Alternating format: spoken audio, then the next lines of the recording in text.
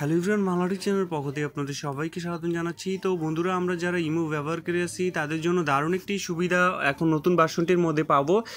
সেটা হচ্ছে যে মাই স্টোরি সম্পর্কে আমরা অনেকেই জানি। আপনার যারা ফেসবুক ব্যবহার করি, হোয়াটসঅ্যাপ ব্যবহার করি, ইনস্টাগ্রাম ব্যবহার করি, মাই স্টোরির সাথে আমরা হয়তো বা পরিচিত। তো মাই স্টোরি হচ্ছে যে ধরেন আমরা ফেসবুকে কোনো একটা ফটো মাই স্টোরির মধ্যে দিয়ে দিলাম, তো আমাদের যত ফ্রেন্ড আছে, আমরা যাদের সাথে চ্যাট করি বা কনভারসেশন করি, তারা আমাদের এই ফটোটা দেখতে পারবে। তো সাধারণত কিন্তু আগে ইমোতে এরকম কোনো সুবিধা ছিল না যে আপনি কোনো ফটো শেয়ার করার বা আপলোড করার, যেমন ফেসবুকে কিন্তু আছে যে ফেসবুকে আমরা কোনো একটা ফটো আপলোড করলে সেটা কিন্তু সবাই দেখতে পারে। তো এখন থেকে ইমোতে আপনি যাদের সাথে অ্যাড আছেন তারা আপনার যে কোনো একটা ফটো আপনি আপলোড করলেন সেটা এখানে দেখতে পারবে এবং দারুণ একটি সুবিধা সবাই পাবেন।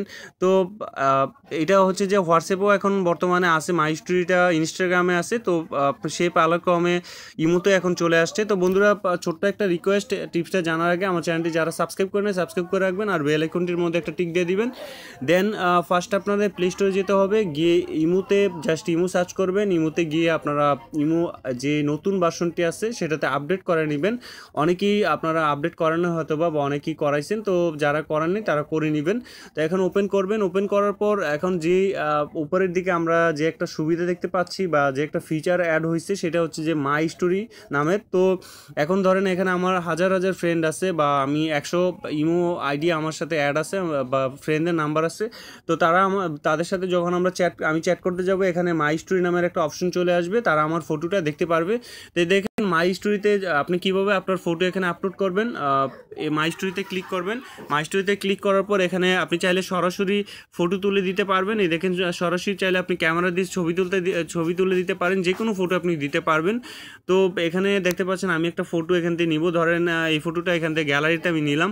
নেওয়ার পর আপনি এডিট করতে চাইলে এখানে ট্যাক্স বসায় দিতে চাইলে যে কোনো একটা লেখা দিতে পারেন, ফানি জাস্ট এরকম একটা ট্যাক্স, যে কোনো একটা ট্যাক্স আপনি বসায় দেন। ধরেন আপনি একটা ঘুরতে গেলেন, এখানে অ্যাড করে দিলেন যে যেই জায়গাটা যেমন ফেসবুকের মধ্যে আমরা ক্যাপশন দিয়ে থাকি সেম এরকমভাবে দিয়ে দিবেন। দেওয়ার পর এখানে দেখতে পাচ্ছেন এই অপশনটা, আপনার এই অপশনটাতে ক্লিক করবেন।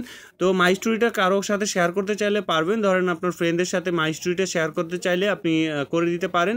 তো শুধুমাত্র যদি বলতে মানে চান যে না আপনি কোনো শেয়ার করবেন না ফ্রেন্ডদের সাথে এই ফটোটা, তাহলে আপনারা সরাসরি এখানে ক্লিক করবেন। তো যখন আপনার কোনো ফ্রেন্ডের সাথে চ্যাট করবেন তারা আপনার মাই স্টোরি থেকে আপনার ফটোটা এখানে দেখতে পারবে। এই দেখেন এখানে অ্যাড হয়ে গেছে। দেখেন এখানে অ্যাড হয়ে গেছে দুইটা ফটো। আমি একটা দিছিলাম, একটা হচ্ছে এই নামের, ফানি নামের। তো এরকমভাবে আপনারা আপনাদের যে কোনো ফটো এখন থেকে ইমোতে দিতে পারবেন এবং দারুণ একটি সুবিধা আমি বলবো যে, কারণ আমরা যারা ইমো ব্যবহার করি তাদের জন্য তেমন কোনো সুবিধা আসলে পাই না। তো সেক্ষেত্রে এটা একটা দারুণ সুবিধা নিজেদের ফটো ইমোতে আপনার আপলোড করার জন্য। তো আশা করি আপনাদের এই আপডেটটি ভালো লাগবে। আর ভিডিওটি ভালো লাগলে অবশ্যই আমার চ্যানেলটি সাবস্ক্রাইব করবেন, ভিডিওটি লাইক দিবেন, কমেন্টস করে জানাবেন আপনাদের কেমন লাগলো। এরকম নতুন ভিডিও পেতে হলে অবশ্যই আমার চ্যানেলটির সাথেই থাকুন। আল্লাহ হাফেজ।